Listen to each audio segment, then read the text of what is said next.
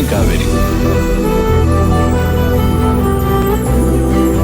Hi guys, welcome back to Irfan media 2.0. இந்த video update பார்க்க போனால் மகாநதி சீரியல் எதை நோக்கி போயிட்டு இருக்குன்னு வாங்க பார்க்கலாம். 7ஆம் தேதியிலேருந்து 11ஆம் தேதி வரை என்ன நடக்குதுன்னு வாங்க பார்த்துடலாம். நம்ம காவேரி அவங்க பார்த்தீங்கன்னா நம்ம விஜய் பார்க்குறக்கா ஜெயிலுக்குள்ளே போகிறாங்க. நீங்கள் எதுக்குங்க ஜெயிலுக்குள்ளே வரீங்க? நம்ம வந்து கடனை ஏதோ வாங்கி காசை கொடுத்துருந்தா இந்த மாதிரி ஜெயிலுக்குள்ளே வரணும், நீங்கள் வரணும் அவசியமே கிடையாதுல்ல, என்னை கல்யாணம் பண்ணிட்டு இவ்வளோ அவசரப்படுறீங்க அப்படின்னு சொல்லிட்டு இருக்காங்க. உடனே விஜய் ரெட்டு என்ன சொல்கிறான்னா, நான் வந்து என்னை ரிமாண்ட் தான் பண்ணியிருக்காங்க, இன்னும் வந்து நான் தான் குற்றவாளி நிரூபிக்கல, அதுவரை நீ ஒன்றும் பண்ணாது, இது உனக்கு செட்டே ஆகாது, இது மாதிரி நடிப்பில் போடாது அப்படிங்கிறாங்க. அது இல்லைங்க அப்படி இப்படின்னு சொன்னோன்னே, அதெல்லாம் ஒன்றும் இல்லை, நான் பேசாமல் நீ அம்மன் இருந்தேன்னா நான் வெளியே வந்துடுவேன் அப்படின்னு சொல்கிறாங்க. எதையும் ஃபீல் பண்ணாதுன்னு அந்த ஜெயிலுக்குள்ளே உட்காந்துக்கிட்டே ரொமான்ஸ் பண்ணிட்டு இருக்காங்கன்னு சொல்லாங்க. அந்த பக்கம் விஜய் ரொமான்ஸ் பண்ணுறதுன்னு, இங்கிட்டு காவேரி ரொமான்ஸ் பண்ணுறதுன்னு ஒன்றும் சமாளிக்க முடியல. ஒரு தரமான ஒரு சம்பவம் போகுன்னு பார்த்தா ரொமான்ஸ் ஃபுட்டில் கொண்டு போயிட்டாங்களே.